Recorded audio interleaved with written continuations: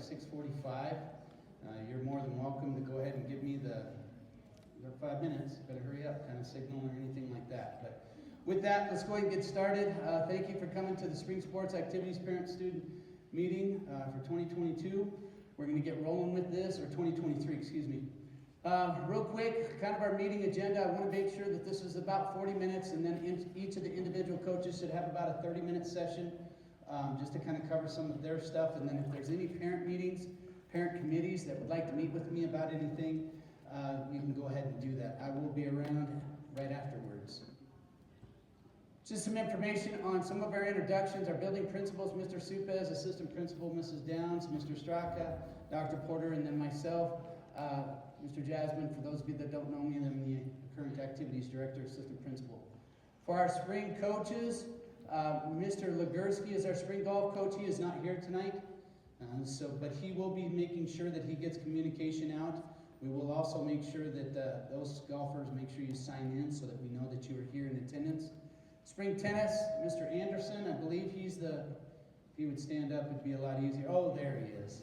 Mr. Tall guy right over there. Mr. Walker right over here. For those of you that don't know, he's right there in the very back. Outdoor track, Mr. Winlet, I saw him over here. He's got his hand up. He's our boys soccer coach. And then our new girls soccer coach, Mr. Braxton Rosette, and he is also right there.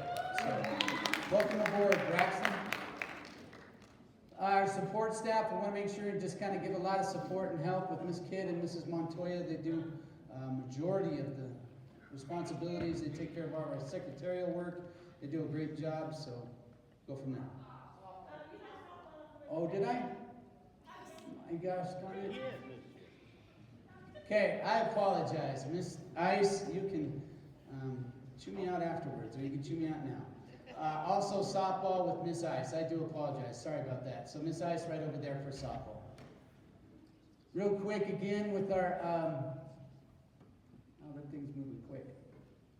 Our trainer, Mrs. Wiseman, she will be in the main office hallway area. If you need to speak with her, please make sure that you get a lot of your paperwork. She'll be here tonight to be able to do that. I want to make sure and thank our staff with our technology, our facilitators, counselors, secretaries, all of those people. Bottom line is there's a lot of people that are involved with making sure that our activities in athletics run smoothly. And every chance that you get, make sure that you thank them, and particularly our coaches, wives, and husbands. They put in so much time outside. You just don't know the hours, whether it's in transportation or whether it's Sunday, getting everything prepped for the week. So every chance that you get, you see them in the store, please thank them. Also, thank you, parents, for everything, allowing it. You understand the value in athletics and activities as being an extension of the educational setting and participating in these. It's more important now than it ever was before. So please make sure that you keep your students involved, whether it's in the spring, in the fall, and the winter as well.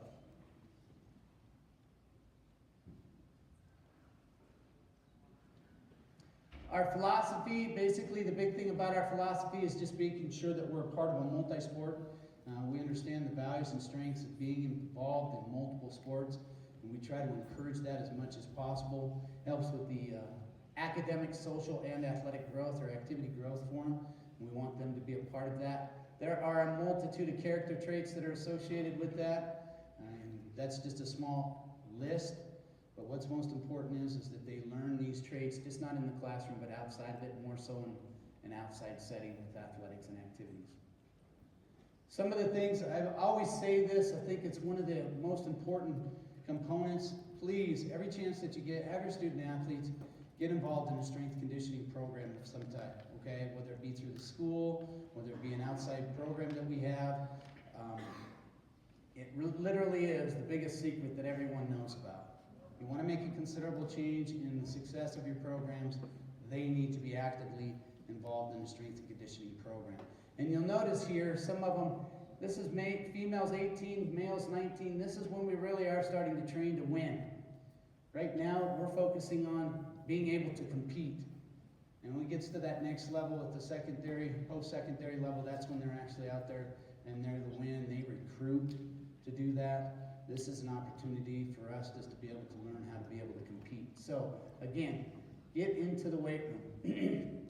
A Common vision. We want our coaches to make sure that they show the support that's needed for them to be successful, not just on the field, but outside of the field. I really like this. It says, no one cares how much you know until they know how much you care. That's a philosophy that we have with our coaches. For our parents, be the support piece that is needed so that they can be successful. Ask them how their practices went. Ask them if there's anything that they could do to get better with them. And then for us as administration, we really want to focus on the management systems to help make sure that it all blends in well together. Okay? So, again, that's kind of the all-encompassing piece to it. It is a combination. It's a big collaboration with it. We want to make sure that we work together for that. Again, just our philosophy talks a little bit about it, making sure that we have great development for them and get great character traits, much of what I've discussed already earlier, previous slides. There are risks with our program, and it's important that you understand their performance and going through practices and they compete against other people, that there is an inherent risk. Please make sure you talk with our athletic trainer anytime there is a potential injury. It's very, very important. We're not saying that you don't communicate with your healthcare provider as well, but our athletic trainer needs to make sure that she's in the loop so that she can go ahead and begin rehab procedures. We'll talk about concussions here in just a little bit, and more importantly, so that she can assess an injury if it happens to be at that moment in time here in our facilities. It's very, very important. I know that you want to know what's going on, but let her be able to assess those situations. She will give you communication on what's going to be the recommendation, and then go from there. But understand there are risks that are involved with participating in athletics.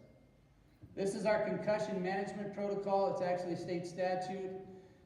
Any athlete that is exhibiting any kind of symptoms, they will be removed from the athletic play or practice right away. We will err on the side of caution.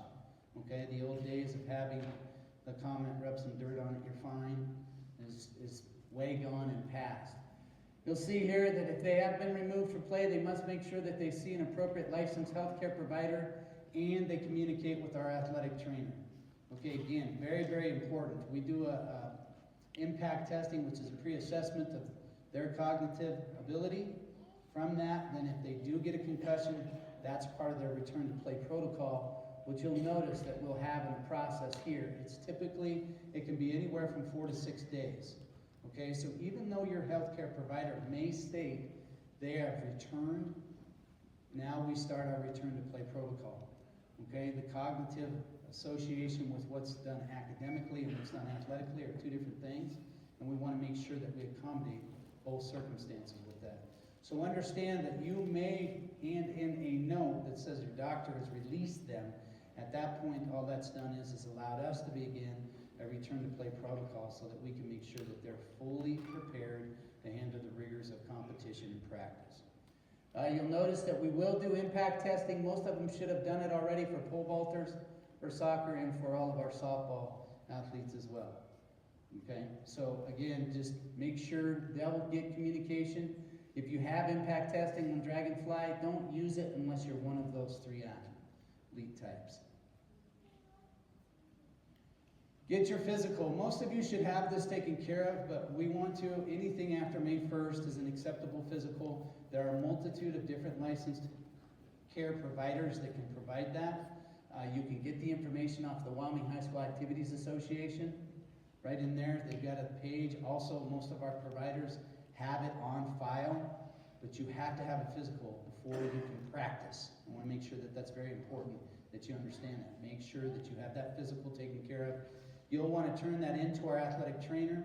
She will be in a situation to where then she'll check all of the information that's on Dragonfly, and then she will issue you an orange card. And once when you get that orange card, then you can hand it to the coach, and the coach then knows you have received all of the paperwork, or you've handed it in, so that we're prepared for you to be able to practice. Okay? You'll notice there is a date to be able to go ahead and see our trainer to get your orange cards taken care of. It's only March 1st, and you must be able to get, it's during power hour, and must be approved by your teacher first. So just don't say, I'm going to go down and see the trainer and get my orange card. Your teacher has to approve you on March 1st only.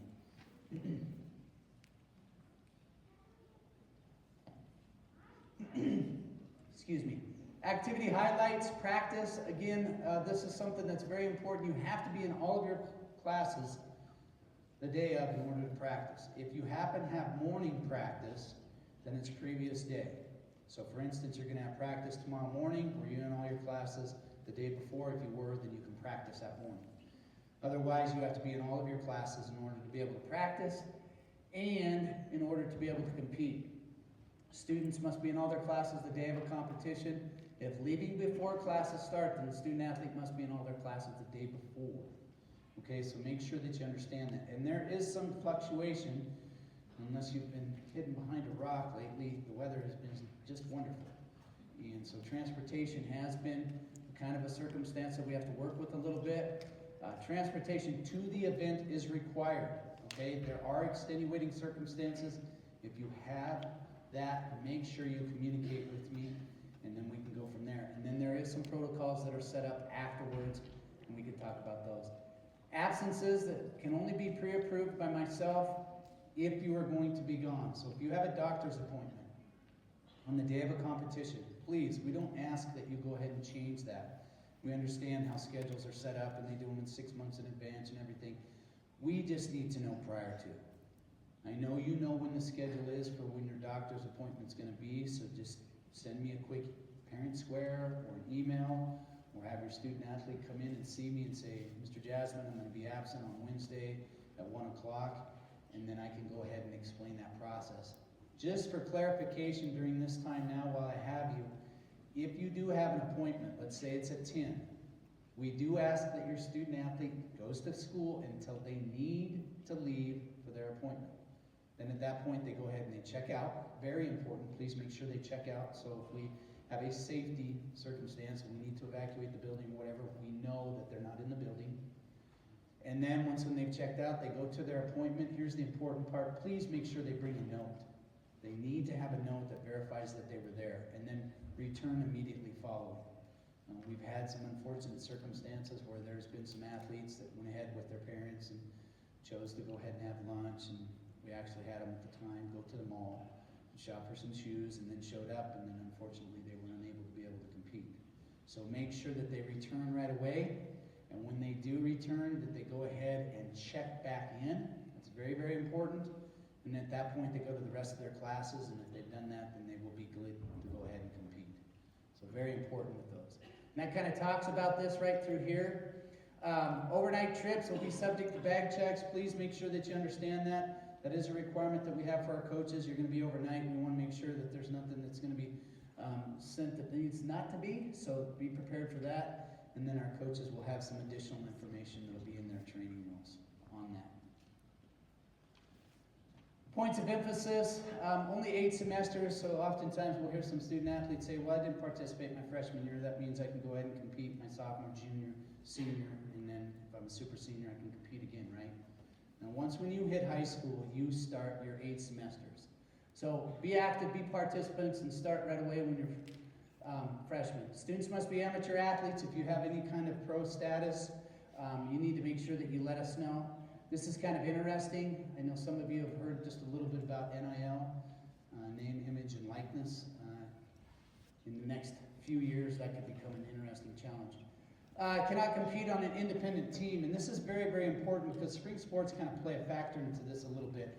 We have some club soccer that happens during this time. You cannot be a part of that and Rock Springs High School. You are going to have to choose. You can't be a part of those.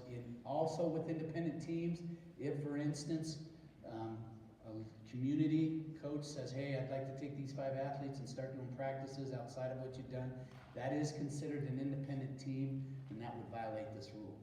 So remember, your high school activity takes your priority. Unless you don't want to, then you would need to stay with your club. Recruitment is not allowed. This really applies towards schools that have multiple schools. Casper is one of those. So we won't talk too much about that.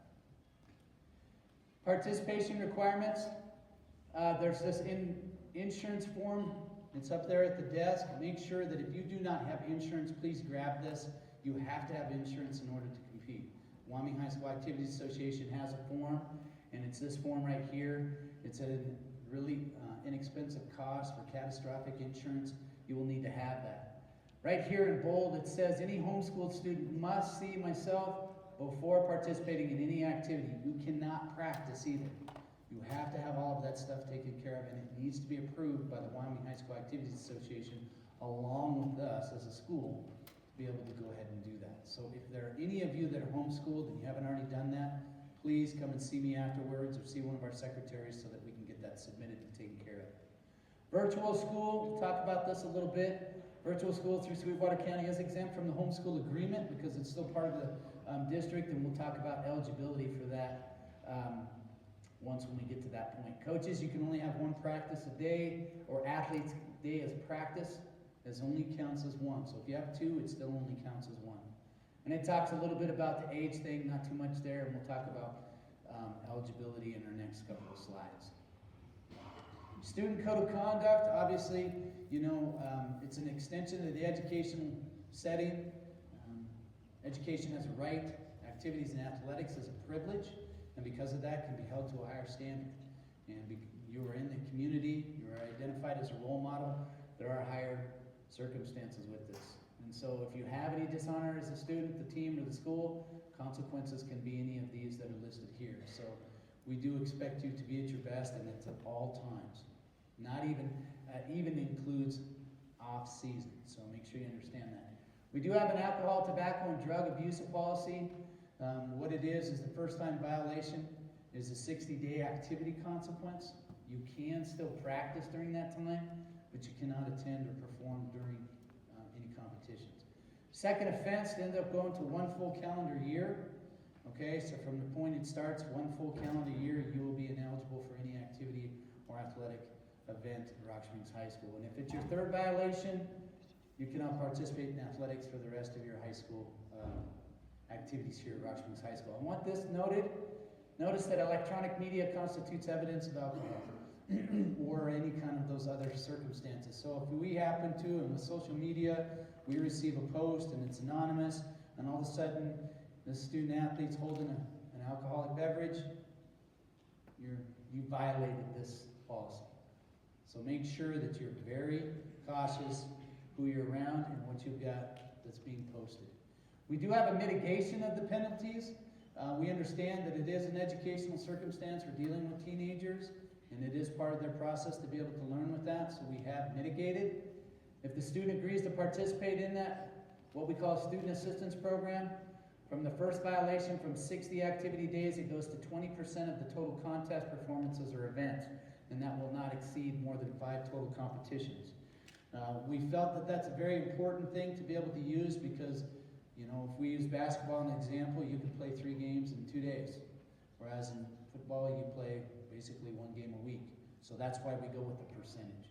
If it's a second time violation, it's a 60 activity day suspension, and then third violation goes to 1 full calendar year if you choose to do that. Each of these requires a parent's signature to verify that they do agree to it. That first offense, you have a bunch of requirements that you have to do. You have to make sure that you take a class. You have a project that you have to do. And so that's how that's set up for those. Social media, very, very important. I really like this comment. Remember, life is 10% of what happens to you, and 90% is how you react to it. So, you know, athletics and activities, they're an emotional circumstance. There are situations where there's a lot of emotions, and you cannot let your emotions get to you, especially at that moment. You know, you're going to see it. It's going to happen at all times. I can guarantee you, pretty much on any given event, 50% of the teams are going to win, and 50% of the teams are going to lose. And you see both emotions at all times. You see complete elation, and then complete where it's devastation. So, understand that, and understand that posting of those things can be an important factor with it. This article is a little dated, but it just states so well with it. You know, they have found that sometimes a lot of coaches, especially at the secondary, post-secondary level, start to look at some of these social media, and if it's not what they like, they will not recruit that athlete. So be mindful of that. At all times, you're a role model. You're looked at all the time. Weekly eligibility, I think most of them understand how this is set up, but what we do is on a weekly basis, we go ahead and we pull eligibility every Monday. I send a report to the coaches, and it identifies the athletes on basically 3 levels. If you're in danger of failing, if you're failing, or if there's a student athlete that needs to submit their college grades to make sure they maintain their eligibility. What we will do is if the student's not passing, they'll be notified, so we'll pull them into the office right away and say, hey, you're currently ineligible. Here are the classes that you're listed as ineligible. And we give them until the following day at noon to go ahead and try to get that grade up. It is not a situation where all of a sudden you go to your teacher and say, hey, here's 7 assignments. I need these graded right away so I can be eligible by tomorrow. Understand this, athletes and parents. A lack of effort on your part does not require extra work on the teachers, okay? So, make sure you stay on top of your grades. If you're not eligible by that noon, then you aren't eligible for that particular week, okay? Students taking college classes will have to verify their college grades weekly, and I know that this is tedious. Every week I send a parent square to all the athletes, and they have to submit their grades to me on a weekly basis. Please do me this favor. Make sure you've got the course name, the grade, and your name all included with it. If you just send me a screenshot of something that has just the grade, how do I know that you didn't screenshot that from somebody else's computer, somebody else's course, or whatever the case may be? If you don't have those 3 things, you'll need to resubmit. There are extenuating circumstances, and those will need to be pre-approved by me. I'll make the final determination on eligibility if it needs to be. So if there's a circumstance where it might be a grade schedule change or something like that, then I can go ahead and make an adjustment for those accordingly. Remember, student athlete. So take care of your grades first, foremost. Practice requirements for soccer, outdoor track and field, and girls softball. We've got March 6th as the first day of practice. You must have 9 practices in order to be eligible. First competition will be March 16th. Golf, March 27th is the first practice. Their first competition is the 29th. And then for tennis, March 27th, their first competition is April 1st. And again, each day can only count as 1 practice. So if your coach has 2 practices a day, that still counts as only 1, okay? Fundraising policy, I'll go through this kind of quickly. Notice that multiple groups may not have the same fundraising activity during the same time. We need to be able to review those. So if you have a fundraiser that you'd like to do, please let us know. That would be at a disadvantage if we have 2 of the same programs doing the same fundraiser. That becomes problematic. Activities, you're allowed 3 fundraisers, so each program a year. So boys soccer, softball, whatever the case may be, they can do 3 program fundraisers for themselves.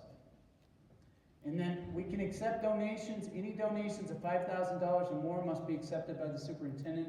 And then if it's anything less than that, then it must be accepted by our building principal. And we do have a form for that needs to be filled out. So if any of you that you know have community members that are interested in doing a donation, please get with us and we can get you that form. Make sure that it's filled out. Conflict resolution. Excuse me. Our first one, we really want to talk about the athlete and coach. Students are encouraged to communicate with their coaches. Please allow your athlete to work through problems with the coaches. I hear this and I want to make sure and just have clear communication about this, and my coaches hear this too. We have heard from circumstances that a lot of times parents don't feel comfortable communicating with their coach about a concern because of fear of retaliation. And I say, flip the coin. If that's really a concern of yours, please approach our coach right away. Address that concern. Because if they don't do something about it, then you really have something to go on. But I can assure you that our coaches are here for your student athletes, and if they have any concerns, they want to know, and they need to know. So, you know, that comment that, well, we're afraid of fear of retaliation. If you're concerned about that, please come and communicate with me and address it. If you don't feel comfortable with me, there's 4 other administrators. It is valuable for the social emotional component of student athletes. Do not just say, oh, it's not a big deal. Bring those things to our attention so that we can go ahead and communicate about it. But dissolve the fear of retaliation. If you feel that that's going to be the case, and they do, well, guess what? Now you really have something, and that's a concern that we can address. But not doing anything does not make that situation any better. Athlete, coach, activities director, if we need to. Parent, you can involve in this at any time with those circumstances. Athlete, activities director, and then parent. My door is open. If you need to communicate with me, please do. I recommend and encourage as many visits as possible if it is, because then that way we can get clear communication. Emails can be misconstrued, parent squares, that kind of thing. And then if we need to, we can always bring in everyone with it so that we can always make sure that we come to a resolution with it. Never after an event, please. Again, we've discussed it, we've talked about the emotions of the game. So make sure that, give yourself a grace period a little bit, 24 hours, calm down, get your collected thoughts, and then just send an email, say, hey, I'd like to meet, and we can go ahead and do that. And then we'll make sure that we stay professional during that time. Speaking of that, I've got this video that's here that really kind of summarizes some things. I'd like you to be able to watch this real quick. I'm just going to go ahead and kind of let it play. And then afterwards. Hey, all right. Now, you got to help me here. I need some help. She's certified crazy. Yeah. She's nice, she's sweet, she's a great mother, but when it comes to sports and her daughter, she's crazy. I'm insanely crazy for a 15-year-old girl who's passionate about her dream. So I'm just trying to continue to push her at her dream, what she's good at. Did you tell Dr. Phil what happened when we pushed you? The same way that you pushed your daughter and you almost collapsed. And you were engulfed with tears. And while you were on your deathbed there, your daughter was screaming and yelling at you like you do to her. And you didn't like that very much. I remember that baby. How did that work for you? It did not work. First of all, I'm still a little bitter. I'm just gonna tell the truth. I'm bitter. I ain't angry. I'm mad. I'm just bitter. What? Because she's 15. My body, as you can see, is not 15. My mind isn't for a 15-year-old girl. So when you put a person in the position and predicament that I was put in, it just wasn't funny or fair, because she is the one who's supposed to be pushed, not me. I mean, it's her dream. It's her passion. She's 15. You've taken her extracurricular life away from her. No boys can get near her. No fellowship with friends. I don't know when the last time she's seen a movie or been to main event or anything like that of any nature with other kids. She played basketball in second grade. Second grade, not really, because she don't even have a trophy. Did you ever score a basket? I did. I mean, That one time it felt really good. I mean, it was just once, but it felt good. So your basketball career, you have scored 2 points, or was it a free throw? It was technically one free throw, but it was one great shot. So you made 1 point. So you made 1 point in basketball in your life. You got somebody down here that has played at every level of the game. So she doesn't know much about basketball, and I probably don't know much about psychology, and he probably doesn't know much about sports. But nonetheless, let me give you a little piece of advice. Here's something you might not know. There are 2 kinds of motivation, intrinsic and extrinsic. As external motivation goes up, internal motivation goes down. The child never develops that personal drive because they don't have to. Necessity is the mother of invention. With you yelling and screaming like a wackadoodle on the sidelines, your daughter never decides, I've got to drive this myself. You are robbing her of what it will take for her to succeed long term, just so you can get off on all of this yelling and screaming. And this behavior right here, you might as well hold a sign over your head that says, look at me, forget her, look at me. You're making this about you, not about her. So I think that's a really good video that kind of summarizes some of the things that we've kind of been experiencing, not just at a school district level, but at a state level. It's very important to understand that intrinsic motivation needs to come from those student athletes. And please allow that to happen. We oftentimes hear about how some are living through their childhood, through their own children, okay? Just be mindful of that. And we talk about sportsmanship. I do know that we have programs that are on warning status, on probation status as well, and we need to make sure that we understand that sportsmanship is a crucial, essential piece to this. So So again, don't forget about that. Understand that it's for your son or daughter to have the motivation to be able to do it, and encourage them. And if you ever catch yourself, just be there to kind of notice, like, oh yeah, this is for them, not about me. We talk about the respect, integrity, dedication, encouragement, and it shows each level that's be a part of that. This is the yellow card. We've got to make sure that we issue those when the behavior is inappropriate. What ends up happening is that we just go ahead and issue it to you, and then if your behavior persists, then you can be escorted out of the event. This is our communication that we have set up, Facebook and Twitter. These are the two big ones. We use Facebook quite a bit. Twitter, we try to use it as an opportunity to share out information, sportsmanship awards, that kind of thing. Our biggest form of communication really boils down to these two. Parent Square is huge. Real quick, how many of you have Parent Square? Show of hands. Just raise it up. Okay, so many of you have Parent Square. Make sure that you get with your individual sport group and have them sign in and get it so you can get notifications. It is a great opportunity. I talk about transportation and just to let you know where you're at, where your son or daughter's at. You know, we just left Rollins. We should be home here in just a little while, that kind of thing. We're at Point of Rocks. Great form of communication that can go out. Dragonfly is our activities and athletic program website that's set up for scheduling, for paperwork. This is the second year. It was piloted last year. This is the second year we're using it. It's something the Wyoming High School Activities Association wants to really go to. And it is an all-encompassing platform. It takes care of officials. It can take care of a lot of the paperwork, eligibility. It's got an email platform that's set up for it. We are just skimming the top of this to be able to use. But we have a website that's set up there that shows the schedules, and you can get that off of our main page.